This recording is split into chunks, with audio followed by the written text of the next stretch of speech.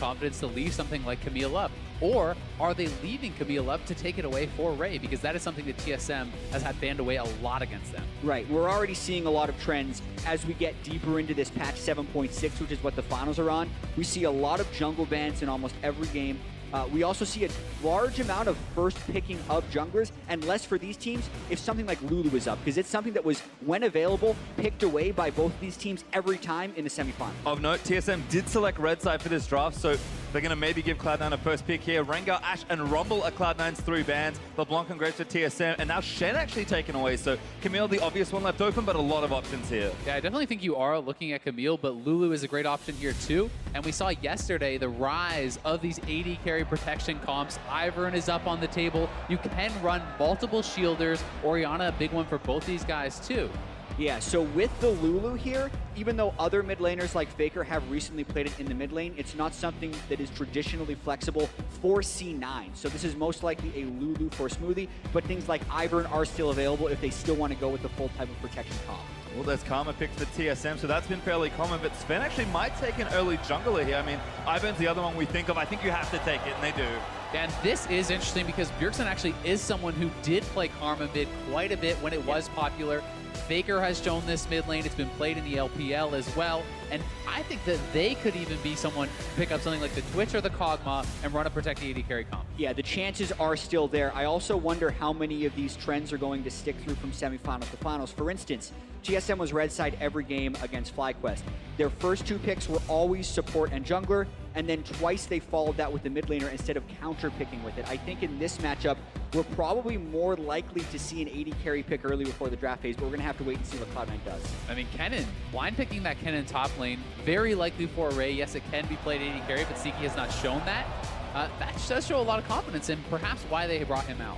Well, we'll have to see. There is Lee Sin's the pick for Cloud9. There's Caitlyn though for TSM, so like you expected, Jett, they are going to wait on mid lane counter pick, but you can already see the power that TSM's assembled in these first 3 picks. Yeah, if they put that Karma bottom lane, that is such a strong shoving lane, it's going to be difficult for C9 to match that. It is good that Contracts has the Lee Sin though, because that is widely feared, as is Svenskeren, but he had picked the Ivern. It was banned every game against Cloud9 by Phoenix 1 in the semifinals, so I can see why Cloud9 would lock that down before the second ban phase. I do really like the Caitlyn pick here too, because you don't even have to run the Karma mid to have a supportive mid laner. You can still pick things like Orianna. You have both a powerful pushing lane in bot lane, and you have that late game power of the Caitlyn carry. Yeah, and I do also think there's an additional layer here where the Kennen is probably going top lane for Ray, we would imagine. So TSM has a chance here to get their pick of the litter counterpick top laner, and then also wait to counterpick the bottom lane. So that's a pretty good position for TSM to be in. And I like what TSM have done here with their next phase bans. Varus banned away as an AD carry pick, but Syndra taken away, likely indicating Orianna out of this phase for TSM. We'll have to see, of course, the C9 have banned away Renekton, but if they are looking to something like Orianna to still be a strong mid laner but be supportive, this is a good setup for that. For C9 on the other side, we could be looking at something like an Echo for Jensen. The split push 1-3-1 type compositions work extremely well with Kennen in the top lane. Yeah, I feel like it's very interesting that Cloud9 banned the Orianna, because that's something I was looking at for Jensen to blind as a mid laner since he has to do that. And as you say, Azale, Echo would be one of the next blindable mid laners because his Echo has been so solid, and they needed to match what looks like is an evolving 1-3-1 strategy for TSM now that Camille's locked in. Well, Camille is the pick there for TSM. I think they expected TSM to take Ori, so maybe a mind game there in the draft, but you can just tell both Rebit and Part and the teams are navigating this draft very carefully in this opening game here. Sneaky, though, is going to have to fall back to a different AD carry. Maybe a little rough in lane, but certainly a strong pick. There's Lucian. Yeah, Lucian, I think he really is going to struggle in lane against the Karma and the Caitlyn. I favor that lane pretty heavily in this 2v2 matchup. That said, you do have a strong early ganking jungler, and you have a powerful dueling AD carry. So if he can get ahead, he's going to be strong in mid-game skirmishes. So much of that Lucian success early will be predicated around whether or not Contracts can affect that lane. Well, last pick here for C9, and it does have to be blind pick mid for Jensen. He will go with Cassiopeia. We'll see what Bjergsen has for the counter pick. Oriban kind of enables this pick as well, but there are a lot of things you can take into this matchup. And it'll be interesting to see what Bjergsen actually wants to showcase. He's able to play almost every meta mid lane champion. Probably not that. Yeah, and he has a large number of options right now. The only mid lane bans are Orianna, Syndra, and LeBlanc. He did play Taliyah in the semifinals, and this would play into the 1-3-1 strategy, and this would more be Bjergsen trying to help with that pushing bottom lane, or the snowballing top lane and Camille.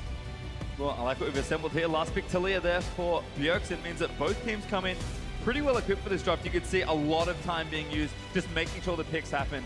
Teams very aware of the different strengths and weaknesses of the team, and I think just the total amount of time we spent talking about the draft and that we could see the teams were deliberating on says that these teams are both very well prepared, and they know that especially if this goes the full 5 games and they're probably expecting a long series, draft's going to be important and they're taking their time.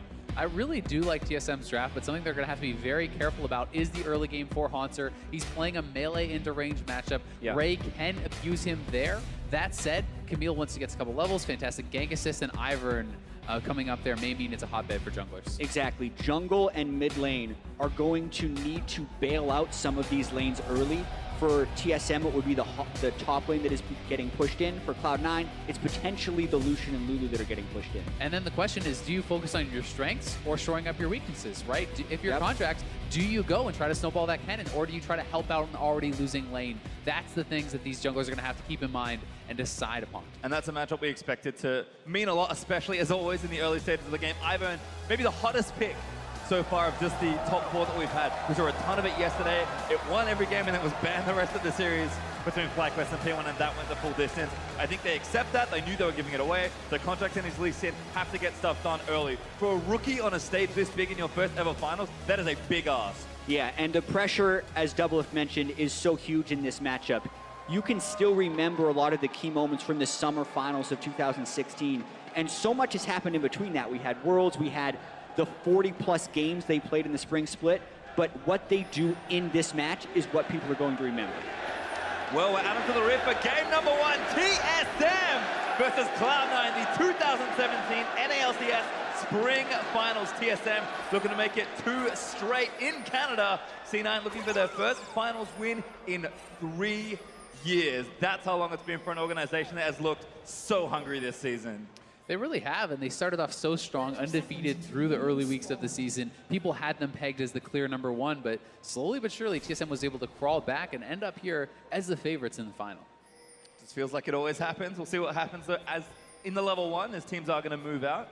Nothing crazy starting off. You can see a ward for TSM on the C9 Raptors, but just getting that early information. Exactly, and the early scouting is so pivotal against the Ivern because of the counter-jungling potential, but also because Lee Sin can get out so many potent ganks, and Ivern generally executes counter ganks best. What we've seen from most recent Iverns in North America, if they can get away with it, has actually been the 3-minute 20-second full clear, which starts on the blue side of the jungle. That's not where Svenskeren is currently set up. If he's set up in this position, he would actually try to move towards a blue buff steal, but he would be warded out because of what C9 was able to do early.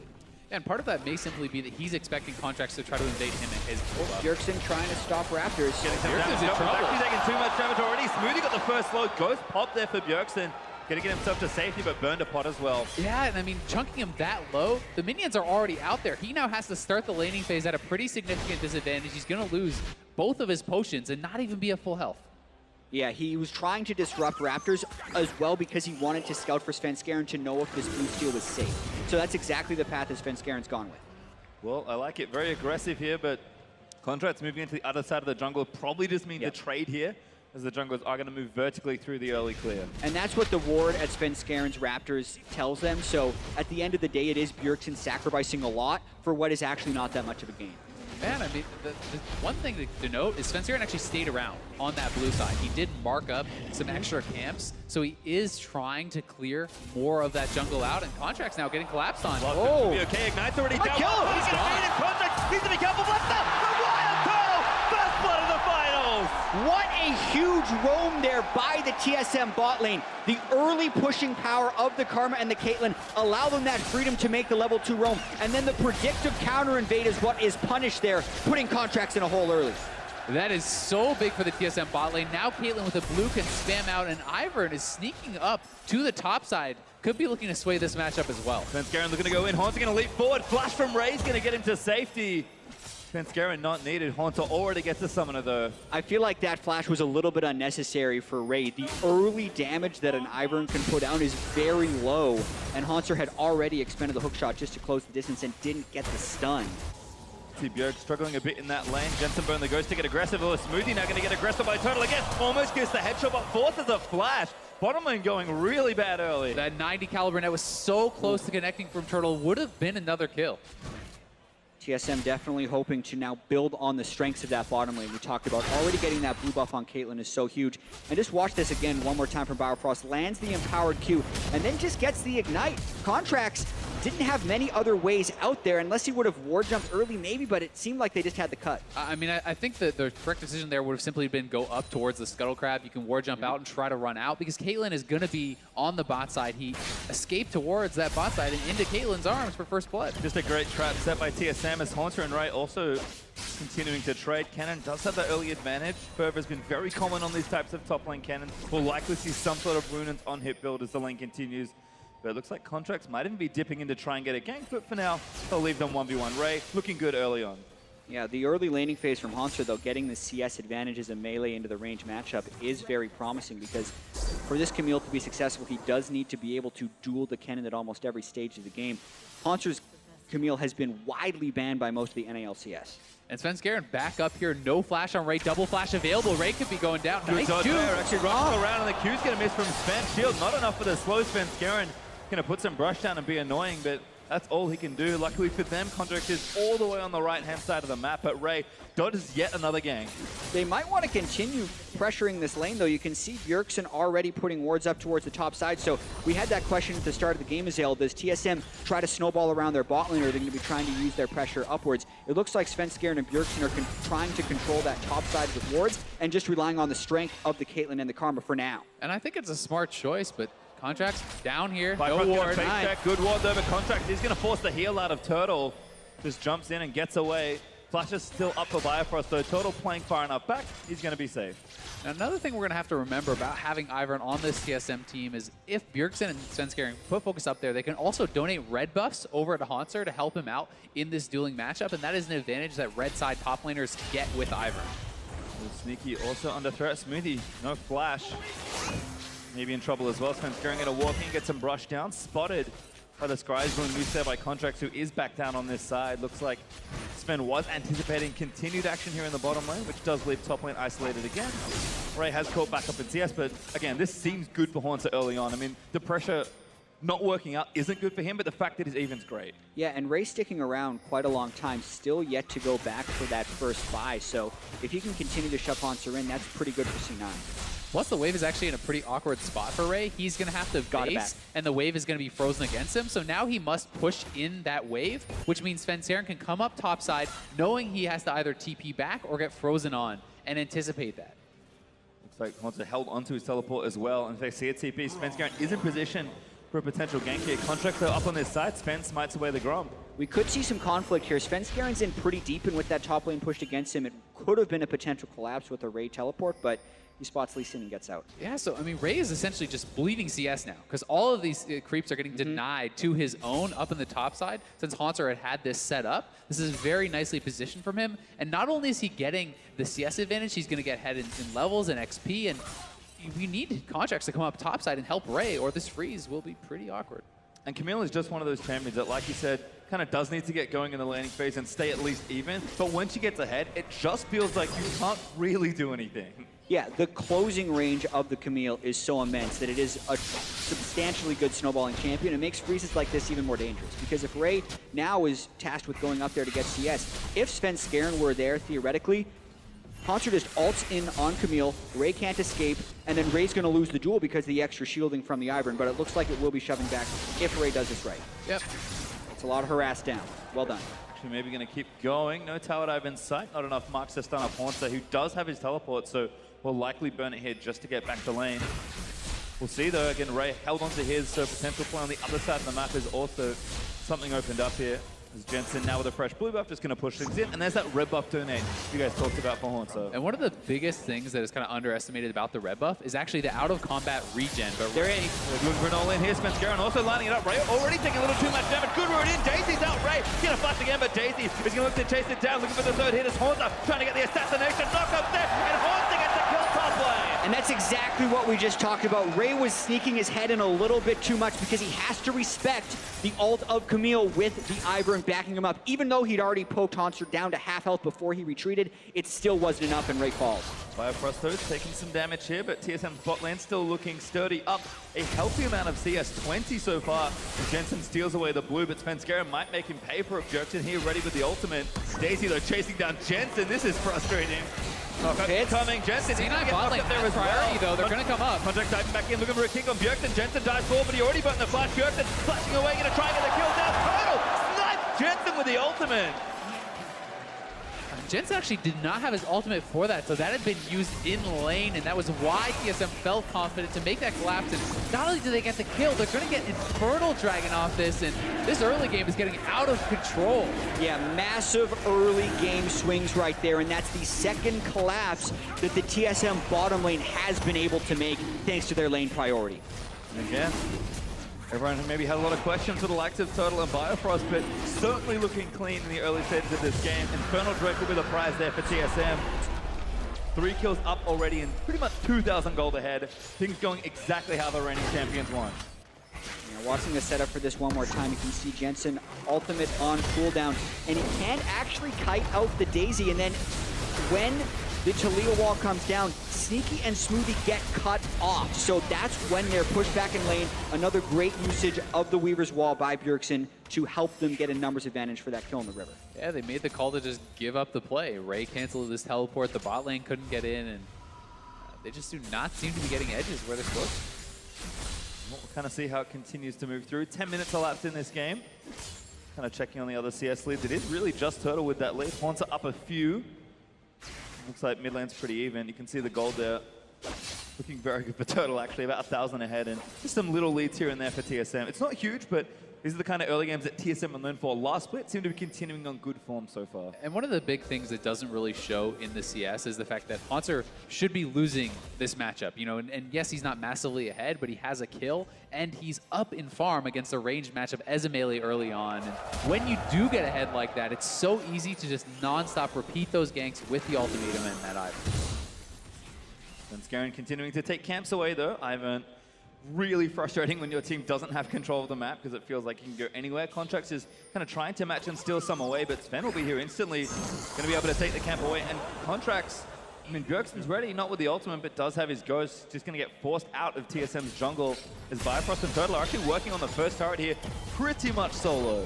Yeah, and it's really tricky. You have to start thinking about how C9 would be trying to get back in this game or just weather the storm. And for the most part, I think they're trying to weather the storm until they can get Cassiopeia and Lucian into team fighting form, which is kind of Blade of the Ruined King, Black Cleaver, and a few extra items onto him. But in the meantime, there is so much pick on TSM that's incredibly difficult for C9 to do. One of the things C9 will have is teleport, because Haunter did complete his to that bot lane fight, and Raze is coming up now. So if they could get some sort of ward in, they could look for a play, but TSM pushing for the first turret. Ivern sees starting. Sneaky actually eats a snare. Turtle in, looking for something.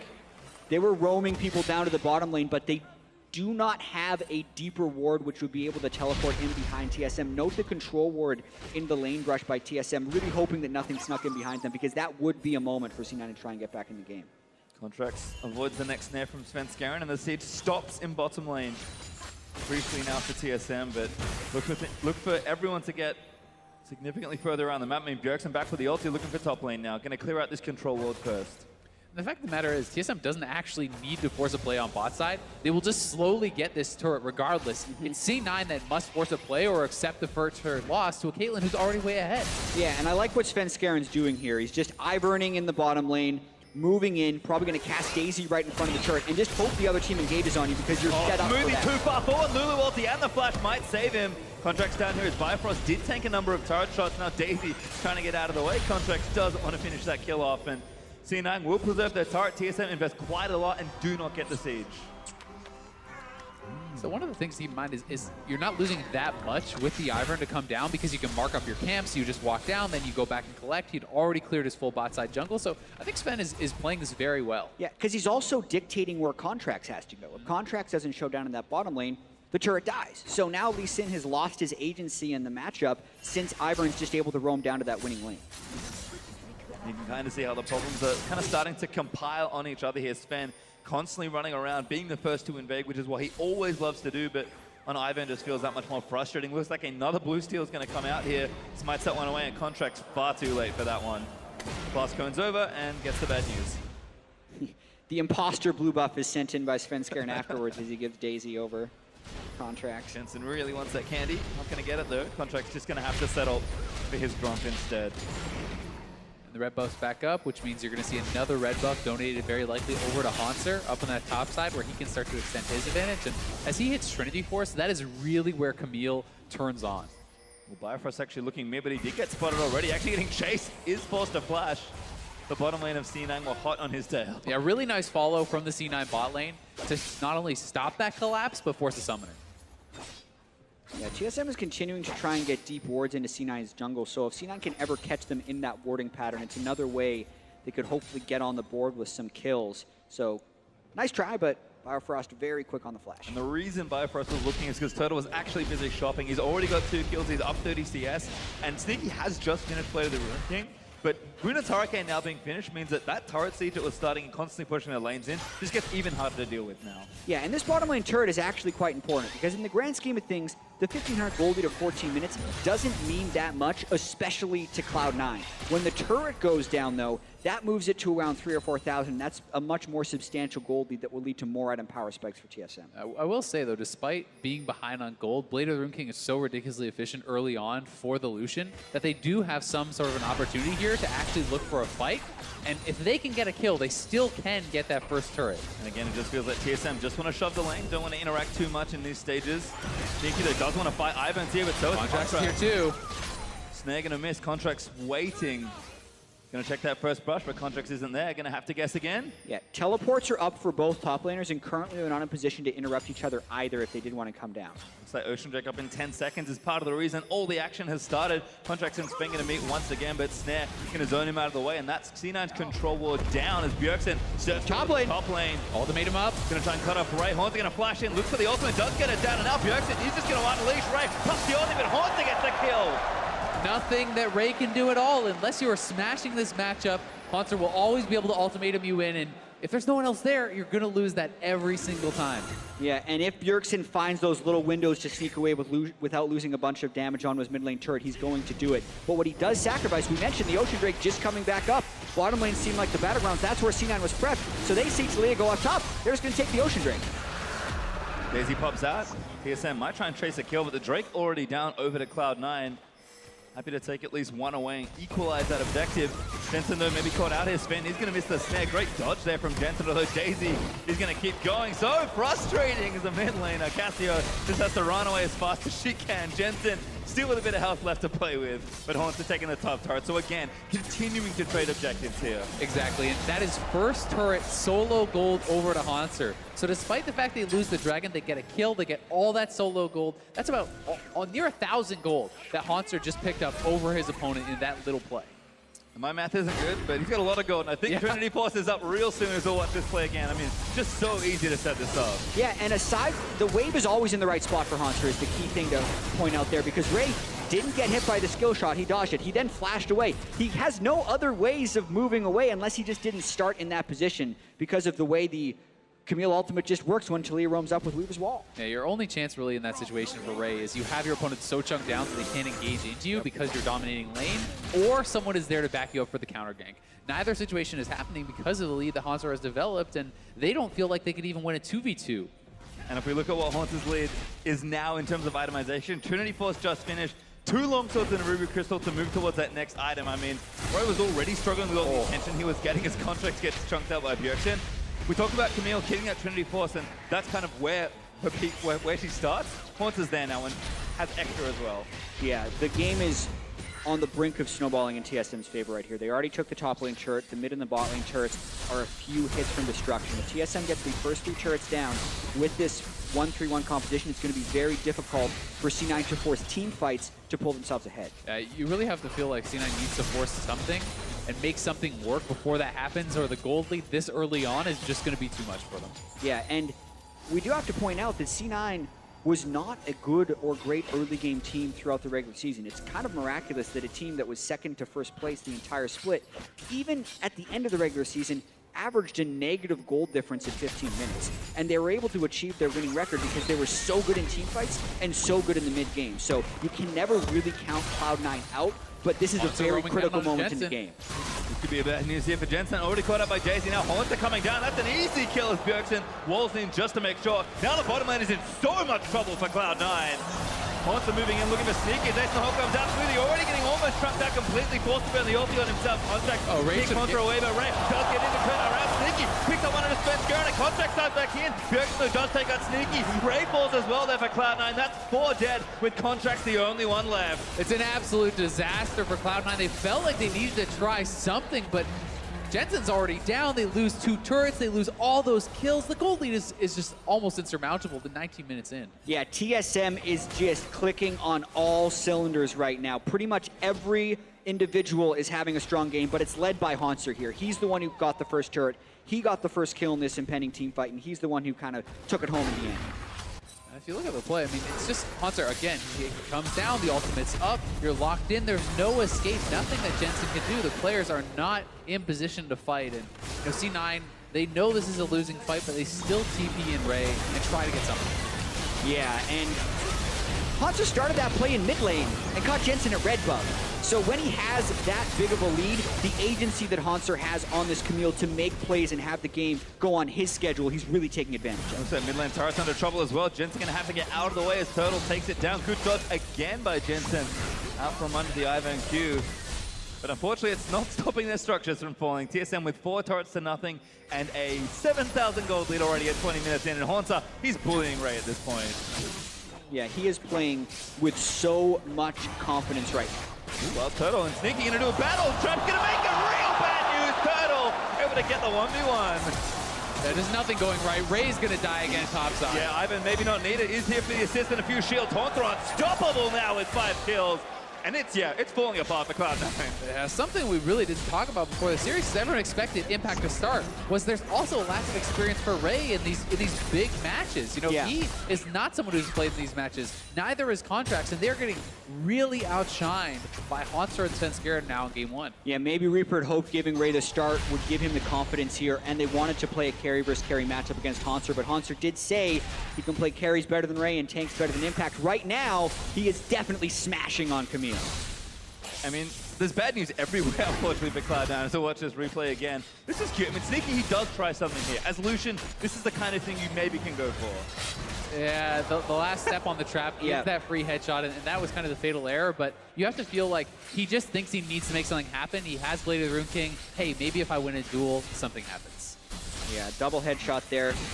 90 caliber net into a headshot, trapped into a headshot. So the right things for Wild Turtle to be doing on Caitlyn, and Caitlyn's that champion that you talk about having the weak mid game. The Blade of the Rune King, Black Cleaver, Power Spike is where Sneaky is supposed to have the edge on Lucian, but it feels like by the time Sneaky has his second item, Turtle's going to have his third, so that spot's really never going to happen. Yeah, you just catapult completely past it with 4 kills in early turrets, and I think we're about to see Ray in some trouble again. Yeah, Ray is caught farming in places he just cannot be. He does have a flash and ulti, but Haunter is just going to try and fight him. Ray, decent ulti, he's going to keep trying to catch the Camille. Haunter finally ulti's down. He's going to miss that next number. Redemption from Ivan. He's going to make it a very unfair looking 1v1. Ray, though, able to get out of that situation. Yeah, credit to Ray because he dodged everything. He got, oh no! Haunter keeps sweeping in. Playing with your gold lead right there. Haunter's just so far ahead. He missed everything and still ended up winning with a little bit of help. But, I mean, that has got to be so frustrating for Ray. Haunter missed, what, 3 hook shots? Yeah. He missed so many tactical sweeps. Like, he was missing literally everything and still won because he's so far ahead. That's what happens when you're 3,000 gold ahead now of your lane opponent. And the mindset, you can see it from C9 now, with Sneaky trying to dive in for a duel which he narrowly lost, and then Ray trying to make the hero play, still going back in and narrowly losing. Yeah, I mean, you have to try to make those plays, otherwise you're just playing to not lose. And Ray plays it very, very well. Yeah, he gets the move speed from the Blade of the Rune King to dodge the first tactical sweep, and then right here, he's just making sure he's continuing to weave in his auto attack, sidesteps yet again, has to live through the redemption, and here he can quit. he's kind of withstood Haunter early, but he flashes in because he knows he has the marks for the stun, but he doesn't have enough damage. Haunter gets his shield back and then lands that last hook shot. Well, I think Ray could have actually just not used his E there. He could have just kept autoing. Probably gets the kill. And he probably gets the kill. He actually went into melee range, allowed Haunter to get that last auto, and then the hook shot for the killing blow. So a bit of a mistake on the end of that duel. And that's one of Ray. And that's one of those things that people that have played AP Cannon for a very long time don't really care as much about. But if you're playing some sort of on-hit AD build, you need to, because you cannot auto during Lightning Rush. I failed many a kill trying to do so and not being like, oh, I can't do this. Well, TSM monumentally ahead at this stage, fast approaching 10,000 gold ahead. And the question for them now becomes, how does TSM close out this game? How dominant can they look from ahead? Yeah, and this is the type of game one that TSM wants to have. You look back to the 2016 Summer Finals in Toronto, Cloud9 are the ones who came out in top in game one, and then TSM won the next three. Normally, TSM are these slow starters in these series. Well, I like this. It's cute from TSM, just taking a pretty sneaky Baron with the C9 Scuttle Crab. Not able to reveal enough. They've got good control wards as well, making sure this is unseen. And just snuck into the back with Ivan and Caitlyn. Pretty difficult Baron to take. It's just the two men, but now they have the Weaver's Wall at a critical moment. Another great usage. Really nice startup there from Bjergsen. Again, really good at these tactical ultimate use. We've seen it on his rise, and that was a big champion. Now on Talia, and TSM taking Baron. They do ascend to 10,000 gold ahead, and this should be a formality for TSM at this point. Haunter just saw Kennen in the bot lane. He's going for it. Oh, all right, he wants to redeem himself. Does get that stun. Now ulties him down. Ray still cutting our way. That is too much damage. Ray can't get out of the ultimatum, and Haunter gets that solo kill. That is just brutal. Ray doesn't even stand a chance against Haunter. 7-0-1. Talk about a statement game to open things up. Absolutely. First team all NALCS top laner Haunter. People were talking about at the start of the split how he may not be able to survive in a world of Korean top laners. Ray and Impact are both Korean top laners right here, and he's really trying to make him see Haunter's more than surviving, I'd say. Thriving at least in this first game. As TSM just looking to close it out. They do have, again, some good globals to play with. Haunter does have his teleport. Bjergsen, when his ultimate comes back up, can be in a side lane if he needs to as well. TSM should have everything they need to just push down these inhibitors. They certainly do, and the straight-up sieging ability of Caitlyn is so powerful that it's really tough to think of a way that C9 can really even get in. So TSM just going to walk it down, straight up start taking down this turret. And Ivan is making this annoying as well with a whole bunch of brush in front, but ulti out from Sneaky. Conjure's going to try and make a heroic play, kicks Turtle back in, but he flashes back and just shoots him for another kill. Redemption down to protect him, and Turtle just has too much of a fortress to play in. That turret's dead. And Camille's not even here right now. Haunter's pushing up the mid lane, so TSM trying to make this a quick one. Ray also going to get knocked up by Talia, I believe. Daisy out, going to continue to siege here. Haunter breaching through mid, so TSM is going to keep the rest of Cloud9 busy. TSM just looked completely dominant in this game. C9 has just got to been thinking about what are you going to do for game two? Do you bring Impact back in? Does this make you doubt all your preparation that you've gone into this match with? Well, second hit going down. TSM continuing to just rotate around. Haunter already actually on the bottom lane, getting that push in. They've got a minute and a half left of Baron buff. This should be a pretty easy take of these last few turrets. Another Weaver's Wall to cut him off. Already 2 inhibitors down, working on number 3. Third one now exposed. Cloud9 can have one last fight to try and defend it. TSM don't overextend. They're going to at least wait for the wave here. Yeah, and if you're looking at this game, the 5-game series is much more than game 1. We've seen plenty of series in this playoffs have similarly styled game 1s like in FlyQuest versus COD, and then still have FlyQuest come back to win the series. So at this point in the game, you're almost already thinking about how do we prepare for the next game and figuring out a little bit of what went wrong and how you can prevent it from happening again. And a lot of that is about confidence, it's about mentality, and it's about experience. And 2 of the guys on the field right now for C9 do not have a lot of that. I mean, even Smoothie is quite a new player, but Contracts, he's a rookie. Ray has not had this sort of big stage experience, and you have to wonder if players like that can handle the pressure. You're coming out in front of a massive crowd, most important game of the year, and then having a very rough game 1.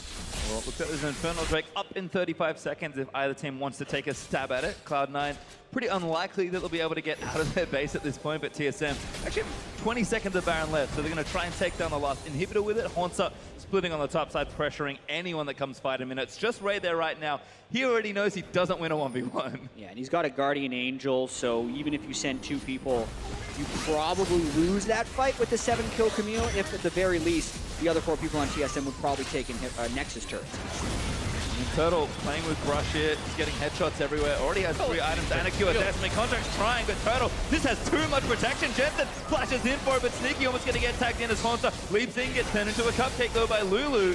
C9 only lose 1, Contract's trying again to make the initiation, but Bjergsen leaps forward, gets 2 back on the scoop. Absolutely massive shot back as Jensen falls to second. Sneaky trying to kite it back as Haunter eats some fountain laser damage, and TSM just running all over Cloud9. Oh, Bjergsen again cuts them into their own fountain with Talia.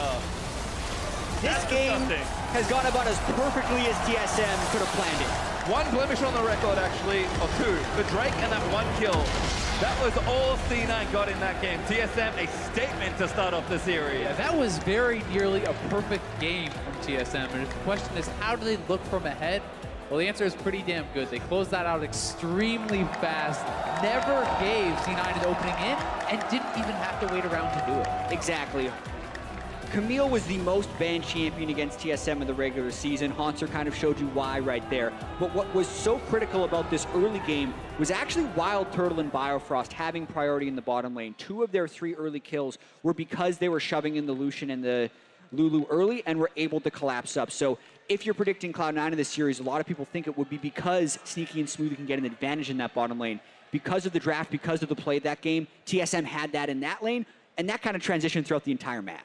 And you have to look at a lot of it really is the draft, right? If you're going to leave your AD carry pick to last, if you're going to let them pick Caitlyn and then ban you out, put you in these tough matchups, you can't expect Sneaky and Smoothie to be able to win those. So, maybe they need to focus a little bit more on their strengths in that bot lane if they want to compete. No matter what, C9 needs to reset after that one because that was a dominant TSM victory. Well, we'll see what happens though. For more on that TSM win, let's check in with Frick and the rest of the analysts. Thank you very much, gentlemen. Yes, let's talk about this one. TSM, near perfect game in game 1. Normally, it's a team that loses the first one. Do the rest just look even better? Possibly, but I don't know. I feel like C9 are going to take a lot of lessons from this draft because this draft kind of sucked, to be honest. Why are you taking the Lulu first when you could take Ivern first, and then Lulu Karma are interchangeable as the bottom lane protectors? So if you take the Ivern, you don't have to ban the Orianna in the second phase. You can ban Camille instead, because then they aren't going to run a protect the AD carry comp, because then they don't have the Ivern, and then they'd have to kind of combo that with an Orianna, and it would be a different type of composition. So I feel like that was a big failure, not taking the Ivern first. Yeah, I don't think the other games are going to look worse than this game. Yeah. Honestly, though, the planning that went into this for TSM is really what shone through to me. They draft an anchor bottom lane with Caitlyn and Karma. That gives you so many options with Ivern, and how important the multiple starts are with Ivern. People are going to blame Contracts for, oh, he's a rookie up there on stage. It's really nervous to go invade super early. But TSM planned this ahead. They have an anchor bottom lane that's going to be pushing. If you invade on the blue steal, you can't do anything about that with Ivern because you might instantly steal away the blue. And so you're expecting Contracts to go for the counter blue. But their bottom lane is pushing up. They don't have the support to do that, and he kind of falls into that first mistake. Yeah, and we got to see. Sorry, go ahead. I was just going to say that monkey moment by C9 where their jungler went bot side into a losing matchup and gave him blue buff in first blood, and then Svenskeren went top side and pressured their losing matchup, but actually successfully blew Kendon's flash. Just totally sealed the early game for C9, and I think that draft was just like one of the most god-awful drafts I've ever seen in my life. One other tiny little thing that added to it as well, people were like, oh, Bjergsen got blasted trying to steal the Raptors. Smoothie was there on the Lulu. He's the one that did most of the damage. So it's a Lucian 1v2 starting versus Caitlyn Karma. I mean, what's your option there, Double? Like, you get pushed in, you get harassed. There's no way that they have control of bottom lane. And you can see down the line, everyone doing more damage than their counterpart. TSM winning their lanes. You saw Haunter, of course, have an insanely good KDA right there. And millions of kills on Array, and it was just, as you said, never got off the ground for C9. Yeah, and like you were saying, Kobe, that Smoothie was there in the mid, just jumping back to that for a second. Jensen got to chunk out Bjergsen to about a fourth, maybe even a third HP, but that didn't translate into pressure, because if Jensen shoves up, he's actually there for a blue collapse, right? He's keeping Bjergsen under his tower. It looked like C9 maybe wasn't communicating that this is the play the Contractors could go for next. The other thing I really like that TSM did in this draft is getting 2 super mobile champions for their solo laners. Yeah. Because Hanser and Bjergsen are the 2 guys that really create a lot of the plays for this team. If you have Camille, who's one of the least talked about things is her engagement range. If she gets ahead, like both she can escape and she can engage from super far away, and Hunter just went off as soon as he got that lead. I highly doubt that Camille is going to be left unbanned for the rest of the series. Like, this champion just seems insane. I've always said this, but like, Camille, if she gets ahead, she just takes over a game. Even if the rest of his lanes, even if Hanser's bot lane and mid were losing, I think he still would have been able to use Ivern's shield and Redemption and Locket to just totally carry team fights and snowball. Yeah, she's pretty disgusting. Actually, that 1v1 that happened up in the top side, I looked at it again. The adapted defenses actually swapped in the middle of it. It was magic the first time, and then when the second time, when he went back in, it actually swapped to physical damage, so the Kennen couldn't auto-attack her down in that last moment. I was like, oh my god, this champion just actually went the right way at the right time. It's ridiculous. I mean, the thing is, it's weird because I would consider that mechanic Kennen favorite. If he's half physical, half magic, and he's like, oh, you got magic shield, I'll wait on the ulti and let it time out and auto you for free. If you get physical shield, I'll hit my spells and wait to auto. Exactly, but he already used his spells, so it swapped to physical at the second half. Yeah. Like, all I have is autos for the rest. Although I would still rather be a hybrid champion against Camille in general to ignore some of the shield. Either way, I agree. Doublelift, I want to talk to you about something because we've heard for a while, like maybe you want to get back on TSM. We looked at Wild Turtle stats this game versus your stats against Sneaky Smoothie last time in Canada. Turtle's winning late by more than you did. Any thoughts? Whoa. No. He got blue buff. He got blue buff This at is for first. Doublelift. This is for Doublelift. Any comments about He played really well. I think like his collapse on Lee Sin's blue, like I can't discredit him. He pushed up the lane like he should on Caitlyn, and when contracts like went over aggressive, he was able to capitalize on that. Yeah. The flash net was pretty creative there. And then other than that, like I think Caitlyn versus Lucian, when Lucian gets ahead, he snowballs through Bork, and when Caitlyn gets ahead, she snowballs through just like permanently pushing and playing basically to avoid trading. Yeah. And I think like Wild Turtle did a good job of just like slowly chipping away at that tower and waiting for Talia, waiting for the Camille TP. He didn't overplay as Caitlyn, which is a really easy mistake to make. Yeah. And then I mean he just did really well through the early game. All right, well, of course, a very solid win by TSM, 1-0 start for them in the best of 5, and of course, Game 2 is coming up. We'll see if C9 can fire back. Stay tuned.